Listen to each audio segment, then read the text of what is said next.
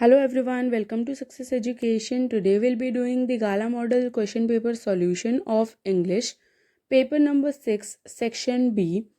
So firstly we'll read the following words and answer the questions given below.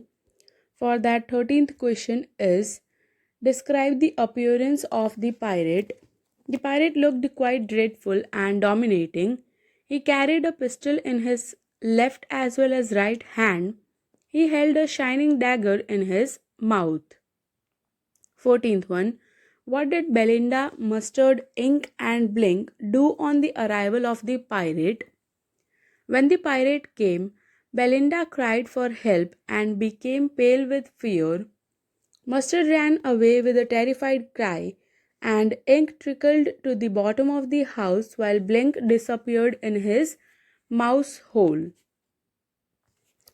Now we'll select the correct figures of speech from the options given. For that 15th question is pistol in his left hand, pistol in his right. So the answer is option number D, both A and B. 16th one. My head is full of whispers, wish tomorrow will be silent. It's option number A, antithesis. Now answer the questions in 5 to 6 sentences. For that 17th question is, describe the fight between the dragon and the pirate. This question is taken from the poem The Tale of Custard the Dragon by Ogden Nash. This poem is a fantasy in verse about Belinda, who lives alone in her house with her 4 pets. All the people of the house pride themselves on their fearlessness and bravery, except Custard the dragon, who is always looking for a nice, safe cage. Custard was truly brave and did not boast like Belinda and the other pets. Custard had the courage to face real danger, whereas everyone else only boasted of their bravery. He had big sharp teeth and spikes on top of him and scales underneath, but everyone laughed at him as he always cried for a nice safe cage. But when the pirate entered, all were scared and ran away and disappeared except Custard, who faced him boldly. He attacked the pirate, hit him hard, and with his forceful tail and gobbled every bit of him. All of them later felt obliged to Custard for saving their lives. Now, 18th one. What are the important things for love for God? This question is taken from the poem For Annie Gregory by William Yeats. This question is in the form of a conversation between the poet and a young girl, Annie Gregory. According to the poet, only God loves us for what we are. The woman, that is Annie Gregory, says that an old religious man found a text. It proves that for God, colors do not matter for love.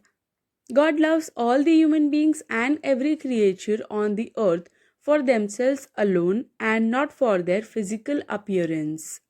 19th one. What does Adrian Rich compare the branches of the trees to? This question is taken from the poem The Trees by Adrian Rich. The poem presents a conflict between men and nature. She suggests that the trees and plants used in the interior decoration in cities are as imprisoned. They need freedom and wants to move out in the jungle. There is a beautiful comparison of trees with women. The Trees poem, written by Adrian Rich, talks about the trees symbolically.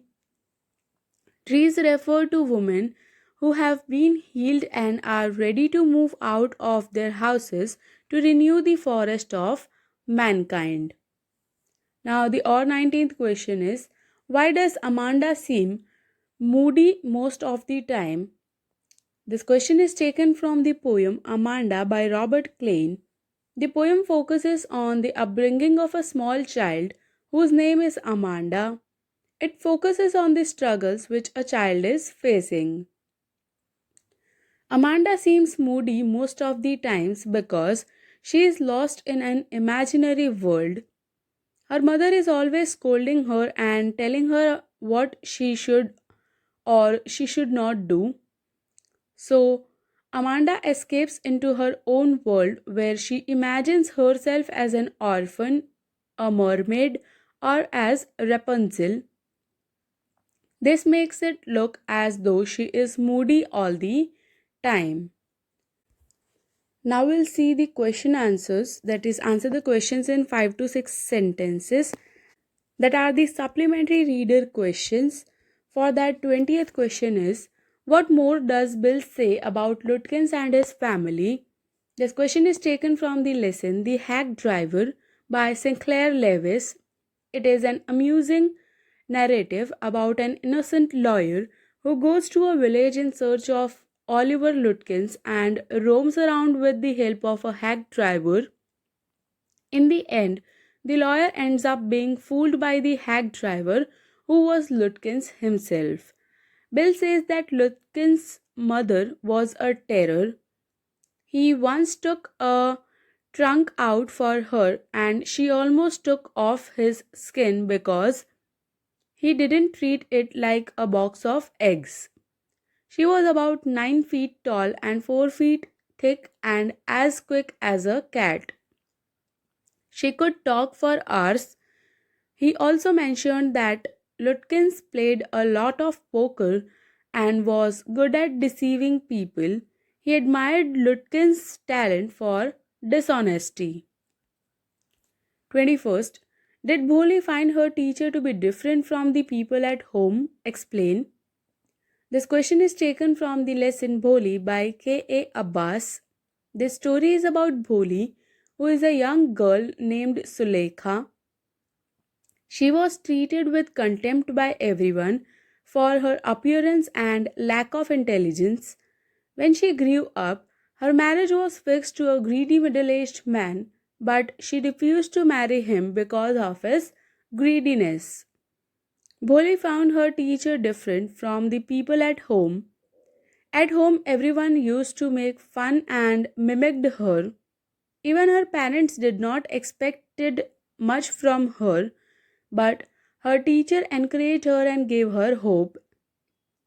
She was kind to her and advised her that if she came to school regularly, in a month's time she would be able to read books.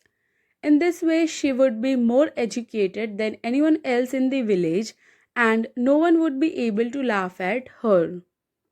She told her that the people would listen to her with respect and Bholi would be able to speak without the slightest stammer.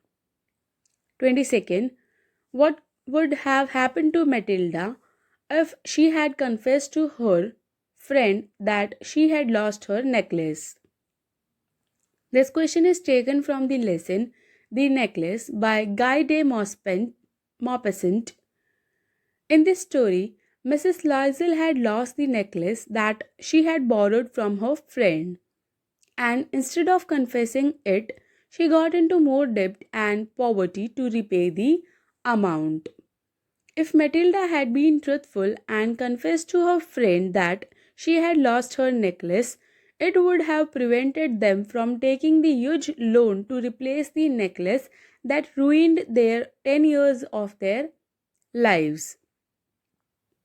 Although her friend might have been upset or even angry with her in the beginning, but eventually she would have forgiven her.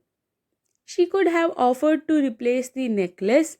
In that case, Matilda would have found out that they were not real diamonds and she would have had to pay much less to replace them. Now, the 22nd question is, what are the qualities that go into the making of a scientist?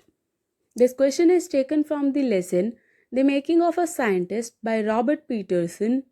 It is a story about the leading scientist Richard E. Bright. He was a curious child right from the beginning years of his life. He had started collecting butterflies in his childhood, and by the time he was in second grade, he had collected all the 25 species found in his hometown. To be a scientist, one must have curiosity to learn, One must also be competitive in a good way. A person must try to do the best they can. Richard had role models whom he used to look up to and ask for help.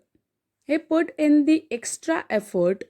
The making of a scientist requires a first rate mind, curiosity, and willingness to win for the right reasons. And here we come to the end of section B. I hope you have understood the complete section. If you have any doubts, you can write in the comment section.